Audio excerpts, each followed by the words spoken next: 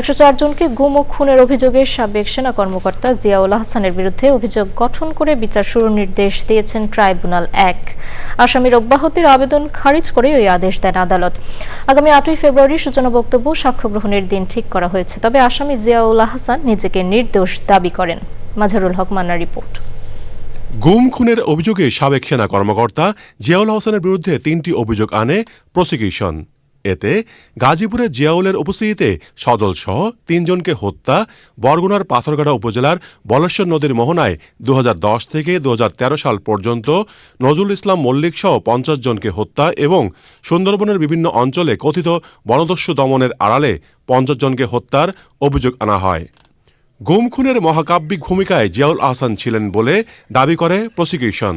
আসামির আইনজীবীরা প্রসিকিউশনে আনা অভিযোগের বিরোধিতা করে অব্যাহতির আবেদন করেন। বাংলাদেশের ইতিহাসের সবচাইতে আলোচিত গুম এবং খুনের যে মামলা, আসামি জিয়াউল আহসানের বিরুদ্ধে যে মামলাটি দায়ের করা হয়েছিল, সেই মামলাটি আসামি জিয়াউল আহসান একক আসামি হিসেবে তার বিরুদ্ধে আনুষ্ঠানিক অভিযোগ গঠন করা হয়েছে আন্তর্জাতিক অপরাধ ট্রাইব্যুনালে। ট্রাইব্যুনাল আগামী 8ই ফেব্রুয়ারি থেকে এই মামলার সাক্ষ্য গ্রহণ এবং ওপেনিং স্টেটমেন্টের জন্য দিন ধার্য করেছেন। এমন একটি মামলা, যে মামলাটির মাধ্যমে বাংলাদেশের গুমের যে ভয়াবহ সংস্কৃতি, সেটির একটি উন্মোচন হবে, জাতির সামনে দৃশ্য উন্মোচিত হবে।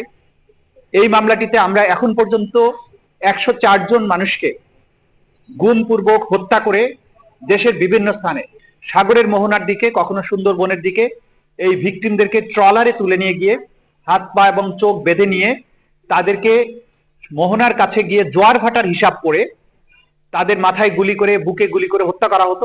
আদালতের আদেশ নিয়ে নিজেদের অবস্থান ব্যাখ্যা করে আসামিপক্ষ।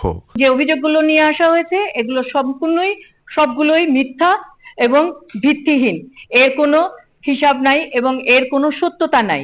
আমরা আগে অর্ডারটা পাবো, তারপরে আমরা বুঝতে পারবো যে কি পদক্ষেপ নেওয়া উচিত। গত 17 ডিসেম্বর জিয়াউল আহসানের বিরুদ্ধে 3টি অভিযোগ আমলে নেয় ট্রাইব্যুনাল 1। ওই দিনই তার বিরুদ্ধে আনুষ্ঠানিক অভিযোগ দাখিল করে প্রসিকিউশন। Mazharul Haque Manna, channel I, Dhaka.